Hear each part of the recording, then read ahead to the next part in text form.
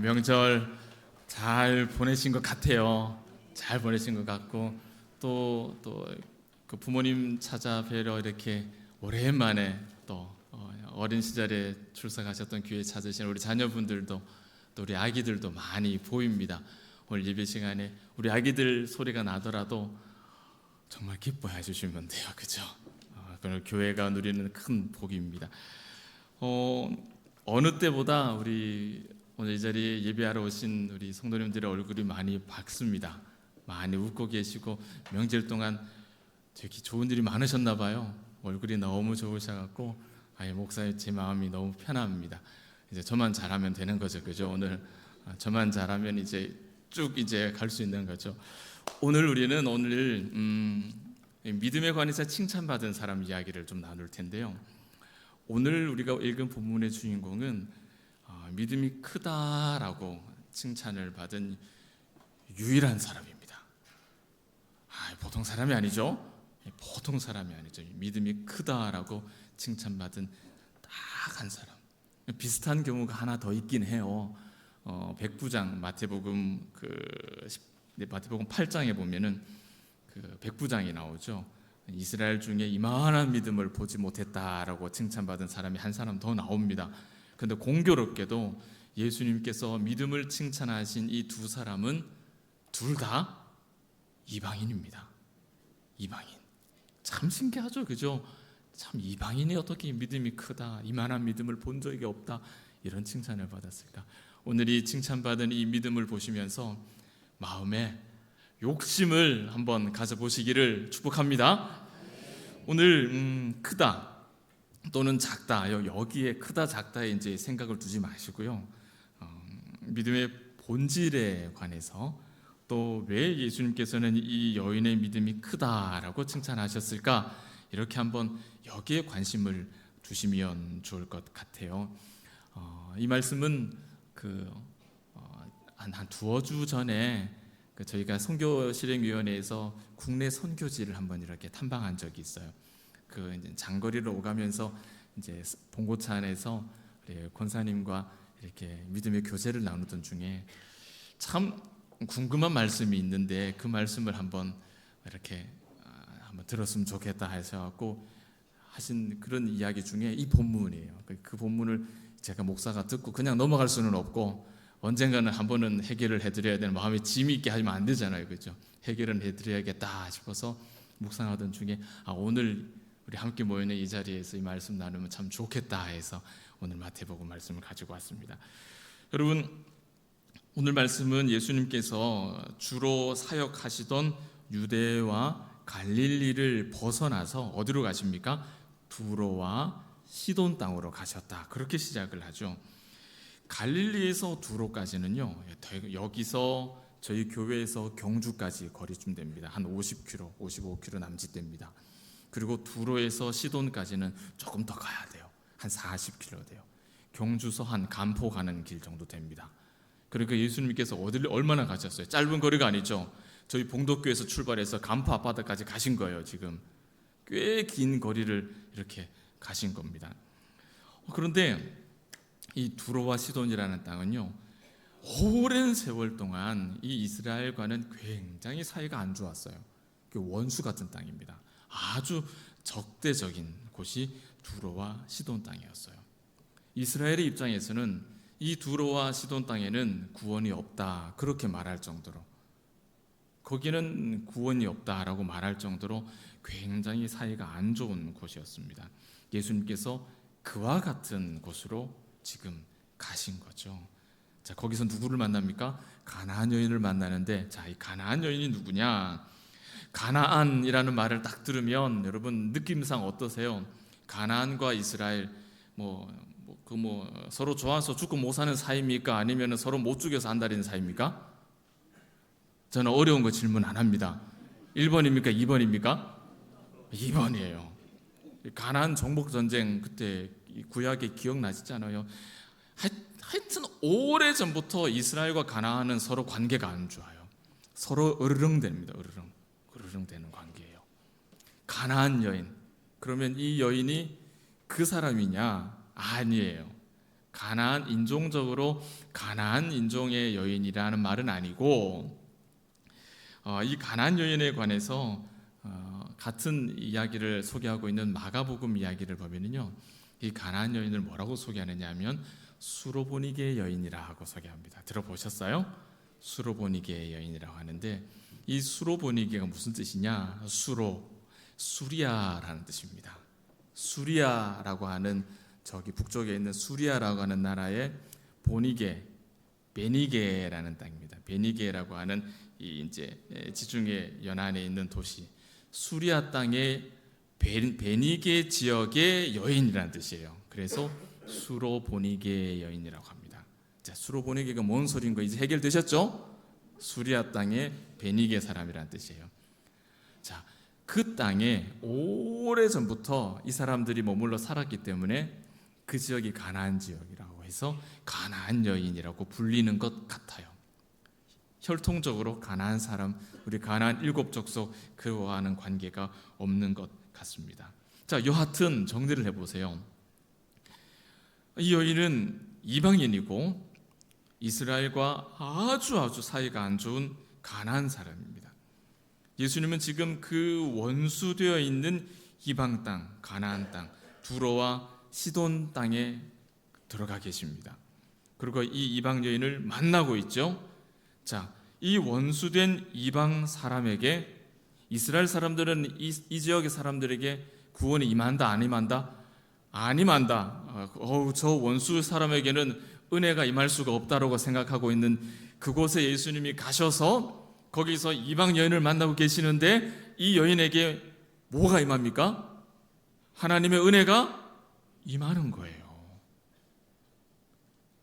이게요, 지금 우리도 이방인이니까 우리가 구원받았기 때문에 그거 당연하지라고 생각하지만, 여러분, 유대인의 입장에서는요, 그 땅에는 구원이 임할 땅이 아니에요.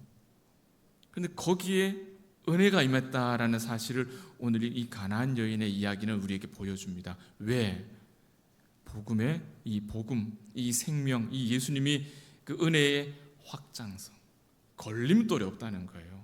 바꿔 말하면, 자, 하나님의 은혜의 대상에 제외될 수 있는 사람은 아무도 없다는 결론이 되는 겁니다.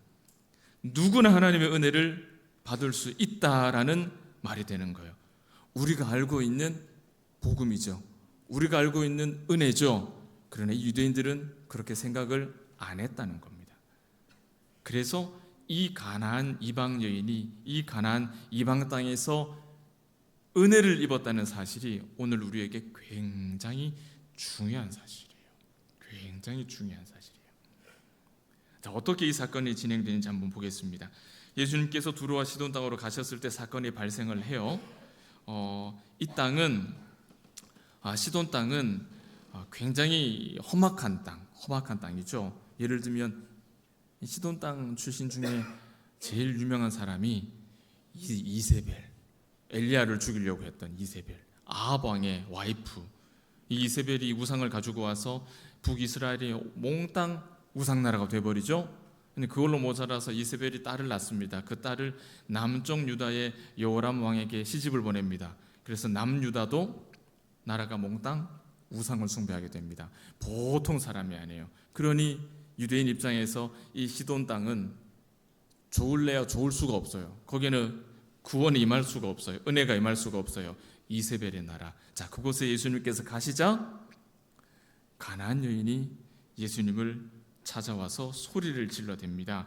이 말씀의 원문을 이렇게 보니까 문법상으로 이 여인의 소리 지르는 건 한 번이 아니고요, 끊임없이 반복해서 계속해서 이야기를 하고 있는 거예요. 다윗의 자손이여 나를 불쌍히 여겨주세요. 내 딸이 귀신 들렸습니다. 이 이야기를 계속해서 반복해서 예수님께 소리를 지르고 있습니다. 자, 여러분, 예수님께서 이런 어려움 당한 사람을 만나면 예수님은 이거 전문가시잖아요. 그죠? 앞을 못 보는 사람에도 진액을 깨서 침을 탁 깨서 눈 발라주니 눈이 빵 떠이고, 그죠? 안진병이도 자꾸 일으키시니까 벌떡 일어나고요, 그죠? 38년 된 병자도 그냥 일으키시고요. 예수님 이거 전문가 아닙니까? 우리가 기대하는 바가 있어요. 주여 나를 불쌍히 여겨주세요. 내 딸이 귀신 들렸습니다. 그 다음에 나와야 되는 시나리오는 뭡니까? 그런 시나리오가 나와야 되는데 오늘 말씀은 어떻습니까? 우리의 기대와는 조금 달라요. 예사롭지 않게 돌아갑니다. 예수님께서 보인 첫 번째 반응은 무시였습니다. 무시. 오늘 말씀을 보니 한 말씀도 대답지 않았다. 한마디도 그냥 대답하지 않고 그냥 무시했습니다. 그래도 여인은 계속해서 소리를 지르죠. 그러자 보다 못한 그 제자들이 예수님께 23절에 그를 보내소서라고 청합니다. 여기서 이 보내소서란 말은 그냥 쫓아 보내달라라는 말이 아니라 예수님 늘 그렇게 하신 것처럼 이 불쌍한 여인 소원 들어주시고 빨리 가던 길 돌아가게 해달라, 그런 이야기입니다. 소원 들어주시면 되지 않습니까? 빨리 들어주시고 말씀만 하시면 되는 것 아닙니까? 들어주시고 빨리 갈 길 가게 해달라, 그 얘기하는 겁니다. 그래서 예수님께서 뭐라고 대답하세요? 나는 이스라엘 집에 잃어버린 양 외에는 다른 데로 보내심을 받지 않았다. 무슨 말입니까? 이 여자는 해당 사항이 없어, 그 이야기죠. 두 번째 무시죠. 두 번째 무시. 이상하게도 예수님은 이 여인에게 아주 모진 모습을 보여주세요. 이런 모습을 보여주시지 않으셨는데 유독 이 여인에게는 너무너무 모질게 대하시는 것 같아요. 이 예수님의 모진 말을 여인이 들었을지 못 들었을지 모르겠습니다. 그럼에도 불구하고 여인은 다시 주님께 나와서 절하며 부르짖습니다. 25절에 주여 저를 도와주십시오 라고 또 엎드리죠. 그러자 예수님께서 이제 드디어 이 여인에게 직접 이 여인을 보고 한마디를 하십니다. 이제서야 우리가 기대하는 그 말이 나올란가 했는데 무슨 말이 나오십니까? 26절 우리 같이 한번 읽어볼까요? 26절입니다. 시작.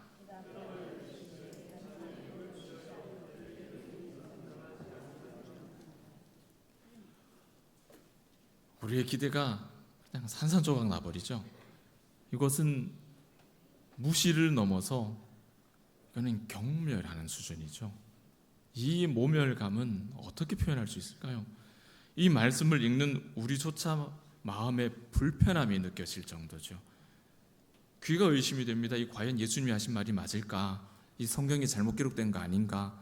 이 필사하시는 분들이 잠깐 조셔가지고 엉뚱한 말을 기록한 거 아닌가? 예수님이 그럴 리가 없는데, 그럴 분이 아닌데 의심스러울 정도의 말이 나오잖아요.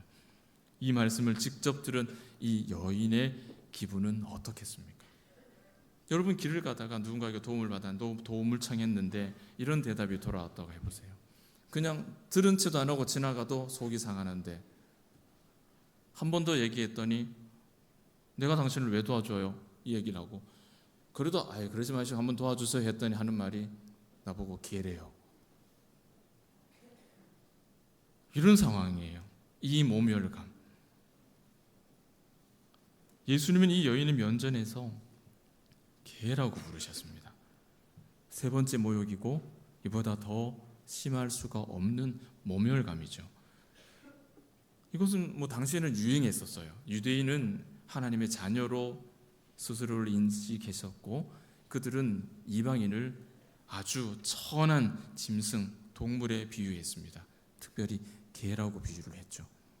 물론 예수님은 오늘 이 개라는 단어를 쓰실 때 주인 없이 길거리를 배회하는 큰 송아지 많은 들개를 표현한 게 아니라 사람이 집에서 키우는, 주인이 집에서 이렇게 키우는 작은 강아지를 뜻하는 단어를 사용하셨습니다. 큰 개가 되었든 작은 개가 되었든 여러분 내가 다른 사람한테 큰 개가 아니라 작은 개라는 소리를 듣는다고 해서 위로가 되세요? 그게 아니잖아요. 아무리 좋게 해석을 하려고 해도 이거는 그렇게 들려지질 않아요. 큰 모욕입니다. 정말 어려운 순간 아니겠습니까? 이런 이야기를 듣는 그 순간 이 안에서 발생하는 온갖 감정적인 그런 혼란과 그런 북받침들 여러분 얼마나 어려운 순간일까요? 그 모멸감과 자존심 견디기 쉽지 않은 순간일 거예요.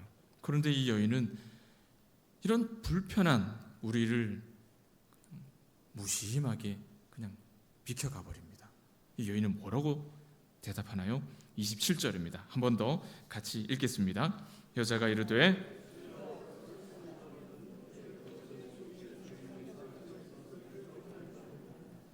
아멘. 주여 올소이다. 개들도 자기 주인의 상에서 떨어지는 부스러기는 먹을 수 있습니다. 여러분, 이 이방 여인은 도대체 어떤 사람일까요, 여러분? 어떤 사람이길래 이런 모멸감 속에서도 이렇게 대답할 수 있을까요? 여인은 자신이 천한 짐승과 같은 존재임을 인정하고 있는 것이죠. 그것이 여러분 개가 되었든 소가 되었든 말이 되었든 무슨 짐승이 되었든 그 단어가 주는 그런 빈정상하는 그 단어가 가지고 있는 그 감정에 여러분 빠지지 마시고 이 여인의 대답이 무슨 의미인지를 한번 곰곰이 한번 생각해 보세요. 내가 주님께 무언가를 구할 수 있는 자격이나 권리가 있다는 뜻입니까? 없다는 뜻입니까? 없다는 것을 인정하는 거예요. 나는 주님께 아무것도 요구할 수 있는 자격이 없는 사람이 맞습니다 라고 인정하는 거예요. 그리고 또 하나는 예수님의 말씀처럼 자신이 내가 예수님이 주인 되시는 그 집, 예수님이 개라고 하셨는데 주인이시면, 그 개의 주인이시면, 내 주인이시면 부스러기라도 먹을 수 있지 않습니까? 그거 주시면 됩니다. 그 이야기하는 거예요. 집에서 기르는 개가 있다면 최소한으로 그 개에게 주어질 것이 있지 않느냐. 최소한으로 내가 기르는 짐승에게 주어지는 것이 있지 않느냐. 그것을 주시면 됩니다. 그것이라도 주시면 됩니다. 이 여인의 마음은 그 마음이에요. 절박함이죠. 절박함. 예수님께서는 이 절박함을 큰 믿음이라고 칭찬하셨어요. 절박함, 큰 믿음. 오늘 말씀의 제목처럼 큰 믿음은 항상 절박하게 은혜를 구하는 것입니다. 여러분, 바리새인은 믿음이 없다라고 야단을 맞는 때였고 제자들은 종종 왕왕 믿음이 적은 자여라고 야단을 맞는 때였습니다. 성경을 읽으면 그런 장면들이 나오죠, 그죠? 그런 와중에 예수님께서는 이 이방 여인에게 뭐라고 말씀하십니까? 믿음이 크도다라고 말씀해요. 믿음이 크도다. 여러분, 이런 여인과 같은 절박함으로 우리 하나님 앞에 엎드려 간구하신 때가 언제이셨습니까? 그때를 기억하시면 금방 그때가 떠오르십니까, 여러분? 그때가 떠오르시는 분이 있다면 괜찮아요. 충분히 좋은 상태입니다. 그러나 그때가 도무지 내 머릿속에 떠오르지 않는다. 여러분, 우리에게 이 절박함이 많이 필요하다는 증거가 될 것입니다. 우리는 이 말씀을 통해서 두 가지 중요한 사실을 발견하게 되는데요. 첫 번째 사실은 이 여인과 같은 큰 믿음, 이 바른 믿음은 그리스도에 대한 바른 지식 위에서만 만들어지는 거예요. 그리스도를 알지 못하면 이 믿음이 생겨날 수가 없습니다. 이 여인은 믿음의 대상이신 예수 그리스도를 정확하게 알고 있어요. 22절에 보면 이 여인이 예수 그리스도를 부르는 그 음성을 보세요. 다윗의 자손이요. 이 말은 구약의 언어로 표현하면 메시아여라는 뜻입니다. 메시아로, 예수 그리스도를 메시아로 부르고 있다는 거예요. 예수 그리스도를 정확하게 알고 있는 거죠. 또 여인은 그리스도를 주라고 부릅니다. 22절에도 25절에도 27절에도 마태복음에서 주여라고 하는 이 말, 이 호칭은 한 20번 정도 나와요. 그런데 대부분의 경우가 그리스도를 주인으로 믿음으로 고백하는 장면에서 이 주여라는 말이 사용이 됩니다. 이 여인은 그리스도를 주로 고백하는 거죠. 그리고 우리가 조금 전에 읽었던 27절에 개들도 자기 주인의 상에서 떨어지는 부스러기를 먹습니다. 이 고백은 뭡니까? 나는 이방 땅에 원수된 땅에, 모두가 은혜가 임할 수 없는 땅이라고 말하는 그곳에서 살아가는 이방 여인이지만, 그럼에도 불구하고 나에게도 은혜가 필요하다. 그 은혜를 먹기를 원한다. 복음의 확장, 은혜의 확장성, 하나님의 은혜에 제외될 수 있는 대상은 아무도 없다라는 것을 우리에게 보여주는, 그리스도는 그 일을 위해서 이 땅에 오신 분이라는 사실을 이 여인은 정확하게 알고 있는 거예요. 그리스도를 아는 이 바른 지식 위에서 바른 믿음, 큰 믿음은 만들어진다는 사실을 꼭 기억하시길 바라요. 두 번째 중요한 사실은, 이 바른 믿음은 자기를 부인하는 겸손한 믿음에서 나온다는 겁니다. 예수님께서는 반복해서 모욕감을 안겨주셨지만 여인은 물러나질 않았죠. 사랑하는 여러분, 예수님 앞에서 물러나지 않는 것이 겸손입니다. 이 말이 어떻게 들리실지 모르겠어요. 다시 한번 설명해 드릴게요. 여러분, 우리가 살면서 절박한 상황을 마주할 때 모든 사람의 예외 없이 예수님 앞에서 포기하지 않고 끈질기게 절박하게 기도할까요? 그렇지 않죠. 많은 사람들이 그 기도하는 자리에서 포기하고 물러나 버립니다. 포기하고 물러나 버려요. 오늘 이 이방 여인이 우리에게 보여주는 믿음은 자신의 자존심, 자신의 의가 철저하게 무너뜨려지고 손상당하고 모욕감을 당할지라도 여인은 물러나지 않고 예수님을 붙잡는 거예요. 물러나지 않는 것이 겸손이에요. 물러나지 않는 것이 겸손이에요. 물러나는 사람은 왜 물러날까요, 여러분? 그리스도에 대한 믿음이 없기 때문에 물러납니다. 또 하나, 왜 물러날까요? 내 통장의 잔고가 그득하기 때문에 물러납니다. 그것으로 충분히 땅을 살 수 있으니까요. 내 건강으로 충분히 살 수 있으니까요. 내 명함에 적혀있는 그 직함으로 충분히 살 수 있다고 생각하니까요. 그러니 그리스도 앞에 절박함을 포기하고 내려오는 거예요. 충분히 살 수 있다고 생각하니까요. 나의 자존심, 나의 의로움이 내려놓질 못하면 우리는 하나님 앞에서 물러날 수밖에 없어요. 우리는 이 고비를 잘 넘어가질 못해요. 이 고비를 잘 넘어가질 못해요. 이것만 넘어가면, 이 고비만 넘어가면, 내 자존심만 내려놓을 수 있으면, 내 의만 내려놓을 수 있으면 하나님의 은혜를 얻을 수 있는데 이 고비를 넘지를 못합니다. 성경은 우리 자신의 의와 자존심을 내려놓지 못하면 하나님을 만날 수 없다라고 얘기를 해요. 사랑하는 여러분, 복음은 우리를 살리는 생명이죠. 생명입니다. 그런데 이 생명인 복음이 반대로 우리를 공격하는 때가 있어요. 그런데 그 공격은 너무나 날카롭고 너무나 무섭고 너무나 철저합니다. 그 공격은 피할 수가 없어요. 아무리 깊은 참호를 파고 들어가도 그 공격은 피할 수가 없어요. 어떨 때 복음이 우리를 공격할까요? 이 자존심을 내려놓지 못할 때, 자기 의를 내려놓지 못할 때 복음은 우리의 자존심을 공격합니다. 떨어지라고. 우리의 의를 공격합니다. 떨어지라고. 공격합니다. 그냥 우리를 내버려 두지 않습니다. 복음 앞에서 자기 의와 자존심을 끝까지 지키려고 저항하면 하나님의 은혜와 긍휼은 우리에게 주어지질 않아요. 그래서 예수님께서는 이 이유 때문에 이 여인에게 거듭해서 모욕감을 주시면서 말씀합니다. 연단하시는 거죠. 그 연단은 이것이 복음이야 가르쳐 주시는 거예요. 무시하십니다. 너에게는 해당 사항이 없어. 너는 개야. 이것이 복음이야. 그걸 네가 받아들이지 못하면 복음은 너에게 다가갈 수가 없어. 내려놓지 못하면 안 되는 거예요. 이렇게 복음을 설명하시는 거예요. 이런 상황에서 자연스럽게 저항하려고 하는 마음이 생기지 않겠습니까?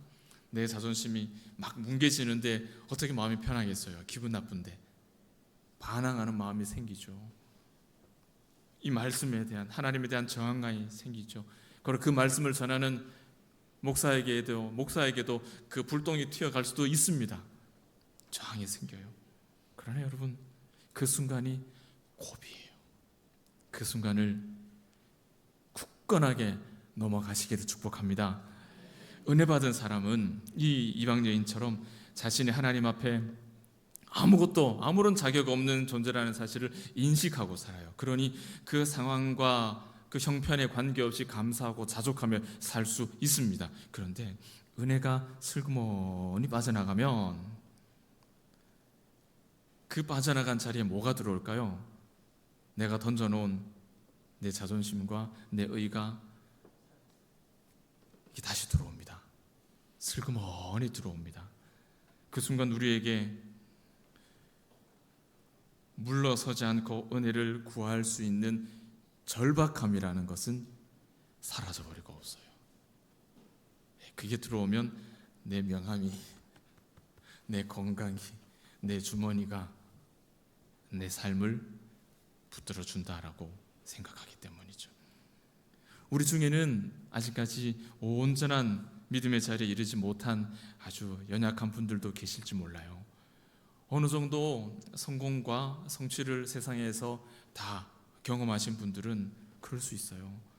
교양을 갖추고 도덕을 또 지식과 품위를 갖춘 분들은 자신의 삶이 만족스러울 수 있어요. 다른 사람에게 해를 끼치지 않고 누가 봐도 아주 점잖게 신사적으로 좋은 일 하고 그렇게 만족스러운 자신의 인생을 보면서 난 인생을 괜찮게 산 것 같아 스스로 자평하실 수 있습니다. 충분히 있어요. 그게 나쁜 거 아니죠. 잘 사시는 거죠. 그런데 복음은 어떨까요? 복음은 그걸 그대로 놔두질 않아요. 복음은 그런 분을 공격합니다. 왜 공격합니까? 사람이 가질 수 있는 보편적인 그 훌륭함, 그 보편적인 만족스러운 인생, 그것이 구원을 제공하지 않기 때문입니다. 그래서 복음은 그런 사람의 마음 내면을 공격해요. 그것으로 구원받는 게 아니라고, 그것이 구원을 가져다 주는 게 아니라고 공격을 해요. 복음은 우리 자신을 부인하게 만듭니다. 이 여인처럼 나에게 구원받을 근거가 아무런 의의가 없다는 것을 인정하는 것, 그것이 오늘 이 말씀을 통해서 우리에게 가르쳐 주시는 믿음의 본질이에요. 이것이 바른 믿음이고 이것이 큰 믿음의 기초가 되는 겁니다. 복음 앞에서 내 의가 산산이 조각나고 내 자존심이 철저하게 무시당하더라도 선하신 하나님을 붙잡는 것, 그것이 큰 믿음이에요. 저와 여러분의 인생이 여인과 같이 막다른 골목을 만날 때가 있을 겁니다. 그렇지만 물러나면 안 돼요. 물러나면 안 돼요. 도대체 내 인생이 어디까지 내려가야, 어디까지 내가 바닥을 쳐야 도대체 하나님께서 나에게 은혜를 베풀어 주실까? 스스로 이렇게 되물으면서 막 낙심하면서 포기하고 물러나지 마세요. 그러시면 안 돼요. 가장 밑바닥까지 내려가더라도, 우리를 끌고 가시더라도 은혜를 붙잡을 수 있는 믿음을 달라고 절박하게 이 여인과 같이 다 내려놓고 은혜의 부스러기라도 주실 수 있지 않습니까? 그것이 나에게 합당한 부스러기 아닙니까? 붙잡을 수 있는 그 믿음이 우리에게 필요하다는 겁니다. 혹 처음 내가 예수를 알고 그 간절함으로 예수를 붙잡았을 때 부어주신 그 놀라운 감격, 구원의 기쁨, 그거 다 잊어버리고 다 잃어버리고 어느새 내가 여기저기 다 던져버렸던 그 자존심과 그 나의 의, 그것들 하나하나 주워 모으고 사는 인생으로 어느새 이렇게 도루묵되어 있는 인생이 있다면 다시 절박한 믿음으로 겸손히 하나님 앞에 설 수 있는 우리 봉덕의 모든 가족들 되시기를 주의 이름으로 축복합니다. 말씀을 정리하겠습니다. 첫 번째, 여러분에게는 절박함이 있으십니까? 여러분, 절박함이 있으십니까? 은혜는 필요한데 그 은혜를 얻기 위한 절박함이 나에게는 보이지 않는다면 여러분, 우리는 반쪽짜리죠. 여러분, 말이 좋아서 반쪽짜리지, 반쪽짜리면은 이게 뭐란 소리입니까? 온전치 않다는 소리죠.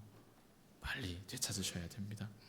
긴 신앙생활의 연륜, 뭐 그거 가지고 있는데 이거 뭐 그리 유별나게 은혜 타령을 하고 살아야 되나, 좀 고상하게 점잖게 신앙생활을 하면 되지, 혹 이런 생각 가지고 계시면 여러분 좀 아닌 것 같아요. 이런 생각이 혹 여러분 겸손하게 뭐 점잖게, 여러분이 겸손을 가장한 교만이라는 생각, 그런 생각 들지 않으십니까 여러분? 또 하나는 여러분 점잖게 신앙생활 하는 게 어떤 건지 저는 그림이 잘 안 그려집니다. 점잖게 신앙생활, 고상하게 신앙생활 한다는 게 뭔지 잘 모르겠어요. 저는 그림이 안 그려지거든요. 혹시 그것 좀 아시면은 저한테 좀 이렇게 좀 메모를 해주시면 제가 좀 참고를 하려고 합니다. 저는 아무리 생각해도 신앙생활은 고상하게 할 수 있는 게 아닌 것 같거든요. 매 순간순간 이 말씀 가운데서 떨어지지 않으려고 치열하게 발버둥 치면서 살아야 오늘 하루를 믿음으로 살 수 있다고 저는 생각이 드는데, 이게 어떻게 고상하게 사라지는지 모르겠습니다. 지금 이 순간에도 우리에게는 은혜가 필요합니다. 맞습니까 여러분? 그렇다면 우리에게는 고상함이 필요한 게 아니라 무엇이 필요할까요? 절박함이 필요해요. 이 여인과 같은 절박하게 하나님의 은혜를 구하는 그런 마음이 우리에게 필요합니다. 이 마음이 없이는 아무리 많은 수고를 해도, 아무리 많은 봉사를 해도, 아무리 명예롭고 아무리 높은 고관대작의 명함을 가지고 있어도 은혜를 누릴 수 없어요. 두 번째로, 혹 오늘 우리 가운데 구원의 확신을 미루고 계시는 분이 있을지 모르겠습니다. 아직 온전한 믿음의 자리로 들어오지 못하신 우리 믿음의 가족이 계시다면 더 이상 얌전하게 멀리 앉아서 말씀만 듣고 이렇게 계시면 안 돼요. 이 가나안 여인처럼 예수님의 길을 막고 나에게 복음을 들려주십시오, 나에게 구원의 길을 가르쳐 주십시오, 용감하게 예수님에게 말할 수 있어야 돼요. 구원의 확신을 미루면 안 돼요 여러분. 만일 여러분이 구원에 이르지 못한 상태라면 지금은 여러분 절대로 점잖게 여유롭게 앉아 계실 때가 아니라 하나님 앞에 절박함으로 나에게 구원의 길을 가르쳐 달라고 붙잡고 흔들어야 될 때라는 사실을 기억하셔야 됩니다. 미루시면 안 됩니다. 미루시면 안 됩니다. 마지막으로 우리도 은혜를 누려야 되는 사람인 거죠. 우리도 은혜를 누려야 되는 사람이에요. 바꿔 말하면 우리도 은혜를 누릴 자격이 없는 사람이라는 거예요. 이 여인과 같이 이방 땅에서 모든 악함들을 다 끌어안고 사는 우리도 은혜를 입을 수 없는 사람이에요. 그런데 너무나 아이러니한 게 무엇입니까? 그런 우리임에도 불구하고 내 마음 한켠에 무엇이 존재해요? 나와 불편한 사람에게, 저 사람에게는 은혜가 임하지 않을 거라고. 저 사람도 예수 믿으면 안 되는 사람, 저런 사람이 어떻게 예수 믿냐, 이런 마음이 우리 한 구석에 남아있지 않습니까? 여러분, 그거 아니거든요. 이 여인은 이방인이에요. 은혜를 입을 수 없는 사람으로 인식되던 사람이에요. 혹 우리에게도 이런 마음이 우리 안에 남아있지 않습니까? 이 사람에게는 은혜가 없을까요? 이 사람은 은혜를 받으면 안 돼. 이 사람은 예수 믿으면 안 돼. 이 사람은 구원받으면 안 돼. 이 사람은 교회 들어오면 안 돼. 어느새 누군가를 이렇게 판단하고 있는 우리가 되어 있지 않습니까 여러분? 예수님은요 여러분, 우리가 그렇게 판단했던 그 사람들과 친구가 됨으로 인해서 유대인들과 원수가 되셨어요.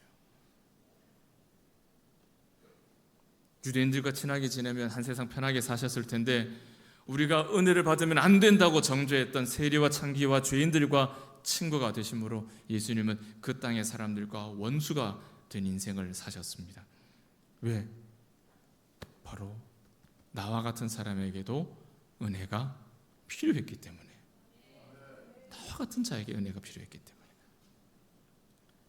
예수님은 그들에게, 우리와 같은 사람에게 은혜 베푸시기를 기뻐하십니다. 오늘 가나안 여인에게 은혜를 베푸시면서 내 믿음이 크다라고 칭찬하신 것 우리가 꼭 기억하고 한 주간 살았으면 좋겠어요. 스스로 내 믿음이 이만하면 괜찮다고, 내 인생이 이만하면 꽤 괜찮은 인생을 산 것 같다라고 생각하고 있는 그 위험에서 우리는 떠나야 돼요. 사람들을 판단하는 그 유대인의 그 자리에 머물러 있으면 안 됩니다. 가나안 여인처럼 절박하게 은혜를 구하는 자리에 우리가 돌아가야 돼요. 큰 믿음, 여러분, 그것은요 특별한 믿음이 아니라 주님을 신뢰하고 물러서지 않고 항상 절박하게 은혜를 구하는 것, 그것이 믿음이에요. 그것이 큰 믿음이에요. 이런 큰 믿음으로 이번 한 주도 여러분 자신을 위해서, 또 여러분의 작정하신 태신자를 위해서, 오늘 원근각자에서 모이신 사랑하는 우리의 자녀들을 위해서, 우리 어린 생명들을 위해서 함께 절박하게 은혜를 구하는 인생을 한번 살아가는 우리 봉덕의 모든 가족들 되시기를 주의 이름으로 축복합니다.